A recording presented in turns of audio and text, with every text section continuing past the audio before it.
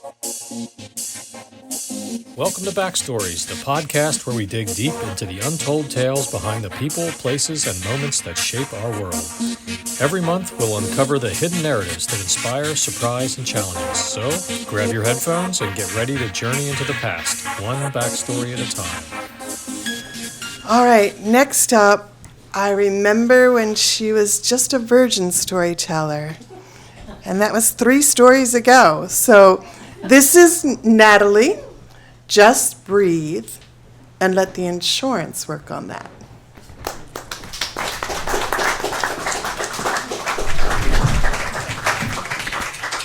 I love how he adjusted immediately he saw me. Yeah, I'm small.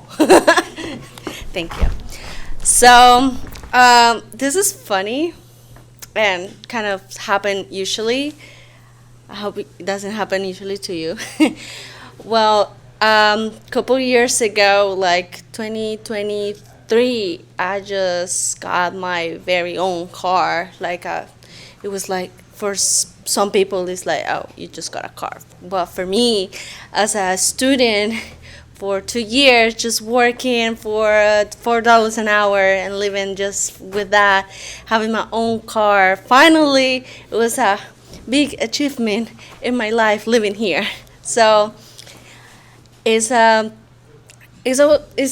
pretty nice car, and I take care very good of that. My dad is a mechanic, so I know what I'm doing with my car. Nobody can tell me that. So I take care very of my car. I always keep it clean. I buy things to keep it clean. Like, I'm a Latina, so it's very disgraceful if it's dirty and spots. So I keep it as a trauma, but it's tradition to keep it clean. So I moved here 2 years ago. I never had a ticket. I never had not even a scratch on my car. That was February. That was 2 years ago, actually. That was 2 years ago. I was coming home from Baltimore because I was hanging with a friend who was visiting me from my town in Colombia, and I was telling all the amazing things around city. How safe is this town? How safe is the people? But be careful, you don't. And something that's very funny in my family and personally between my friends group is like, I don't have something that in Colombia, if you want to Google it, is indigenous malice.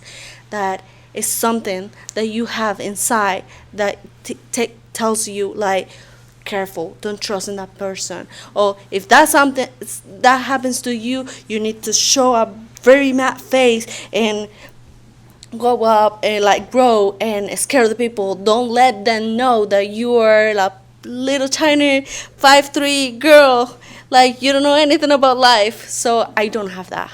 So sometimes people tell me, my family tell me, like, you have to do not believe in everything that people tells you because there's malice in people.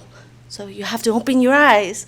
If that person is telling you a story just to give you money, don't give it the money. It was like, but it sounds so true. And I have $1 in my pocket. I can give it to him. It was like, but he's gonna use it for drugs. It was like, but he seems so hungry. I don't know. So that day with my car, I was getting to the exit to get into 40 and here in Catonsville. Yeah.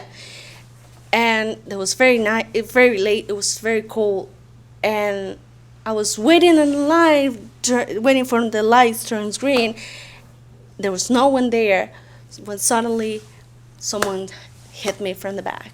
Very bad. I was with my friend. She got hit. She got hurt. My car was like, I have a Subaru. So I was fine. Shout out for Subaru. But it was pretty damaged from the back. I didn't have money at that time. I was very mad because I don't have money. I don't know how insurance works for this. I was very mad, and I remember that phrase with my dad says, like, if something happens to you, if it's another person's fault, just be mad and be aggressive and let them know they cannot fuck with you. Because as soon as you show them a little piece of, like, you're little, they're going to take advantage to you.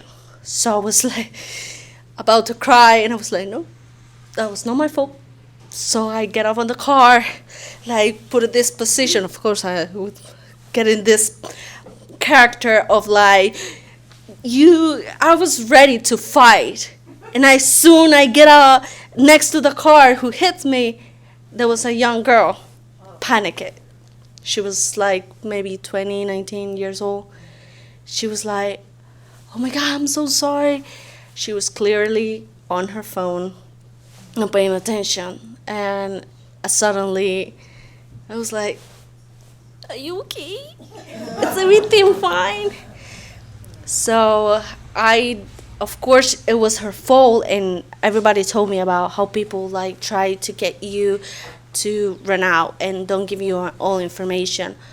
All I did was trying to calm that little girl because she was panicking, and she told me that car wasn't her, and I never told her about that's my car. I don't have money. I just so worried about her because she was chill. She was worried, but no, she was very scared. It was her second crush.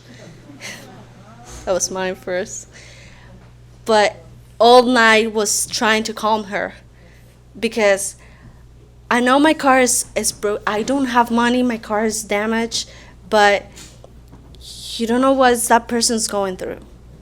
So we basically became best friends that night. So I was like, all night was like, girl, don't worry, everything is gonna be fine. Her partner came because her car was towed totally, so it was very bad. We exchanged numbers, we exchanged information, of course, because I know the drill. Take the information first before you leave. I know that. Couple of days later, after that, maybe 8 days later, her partner texted me that said that she, basically thanking me because I was nice to her. She was 3 days before the crash. She was getting out of the hospital because she attempted suicide like a week ago. So she had this kind of situation where she lost hope in people in her family, and she was waiting for finding a person who was ready to fight her that night, but she just found a person who was like always hugging her, trying to tell her like everything's fine. You have insurance. I have insurance. The insurance pay for it. Everything's fine. So I don't know. I kind of felt that night that I saved a life, or at least show her there's someone in the world that's not mad at her. Like sometimes people, we think that the world's fucked up, but at least there's someone up there that brings light to the night. Thank you.